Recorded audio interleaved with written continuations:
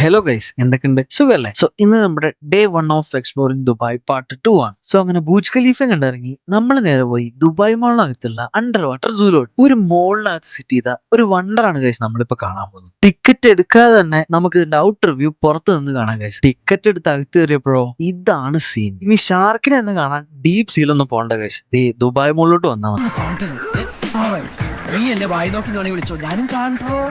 ഒരു real wild നേച്ചറാണ് guys ഇവർ ഇതിനകത്ത് പണിത് വെച്ചിട്ടുള്ളത്. 33,000 plus aquatic animals from more than 140 species, one of the world's largest suspended aquarium. ഇതൊക്കെയാണ് ഗൈസ് ഇതിന്റെ മെയിൻ സ്പെഷ്യാലിറ്റീസ് എന്ന് പറയുന്നത്. ഇതാണ് ഗൈസ് തൊട്ടാൽ ഷോക്ക് അടിക്കുന്ന ഇലക്ട്രിക് വീൽ.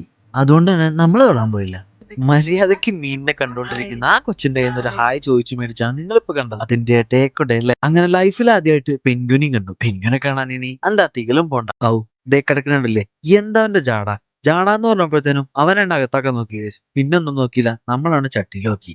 അങ്ങനെ അവസാനമായിട്ട് പൈത്തൺ സാറിനെയും കണ്ടുകൊണ്ട് നമ്മളവിടെ എക്സിറ്റ് അടിച്ചു. ഇത് കണ്ടു ഗൈസ്, 150 മില്യൺ ഇയേഴ്സ് പഴക്കമുള്ള ഒറിജിനൽ ഡൈനോസറിന്റെ സ്കെൽട്ടൺ ആണ് ഗൈസ്. അങ്ങനെ അതും കണ്ട് നമ്മൾ നേരെ പുറത്തോട്ട് ബുർജ് ഖലീഫയും കണ്ടു, ദുബായ് മോളും കണ്ടിറങ്ങി. അടുത്ത മോളെ എങ്ങോട്ടാ പോകുന്ന ഇതിനെ? നമുക്ക് ഫുഡ് കഴിക്കാൻ പോയാലോ? കാലിക്കറ്റ് പേരങ്ങോട്ട് പോയാലോ? അല്ലേ നോക്കാത്തല്ലേ? അങ്ങനെ പാരഗണിലെത്തി ഒരുപാട് മെനു നോക്കി അവസാനം നമ്മൾ ഓർഡർ ചെയ്തു ബിരിയാണി. പാരഗണി വന്നിട്ട് ബിരിയാണി കഴിച്ചിട്ടില്ലെങ്കിൽ മോശമല്ലേ ഗൈസ്. പാരഗണിന്റെ ഫുഡ് ഒരു രക്ഷയില്ല. ഫുഡ് ഞാന് കോഴിക്കോട് പാരഗണിന്ന് കഴിച്ചിട്ടുണ്ട് ഒരുപാട്. പക്ഷെ അതിന് സൂപ്പറായിട്ട് അടിപൊളിയെന്ന് വെച്ചാൽ സൂപ്പർ, വേറെ ഒന്നും പറയാനില്ല. അങ്ങനെ ഫുഡും കഴിച്ചിറങ്ങി അഖിലിന്റെ ഫാദറിനെ സെൻഡ് ഓഫ് ചെയ്ത് അടുത്ത് നമ്മൾ പോയത് മിറാക്കിൾ ഗാർഡനിലോട്ടാണ് കേട്ടോ. A stunning flower paradise in heart of Dubai.